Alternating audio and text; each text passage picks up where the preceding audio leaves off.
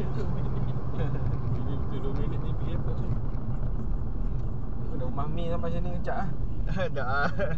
Dulu Seri pun 10 minit lah. Dulu pun sebab tu pakai sport lah. Duk laknyak Seri lah dulu. Seri pun sedap lah. Tapi tak padan PV dah bawa laju 10 minit aku sampai sini. Cik parking ni ke macam mana? Tak apa pakai sini boleh lah. Orang letak okey. Sebelah Innova tu boleh lah. Ni tak ada bayar.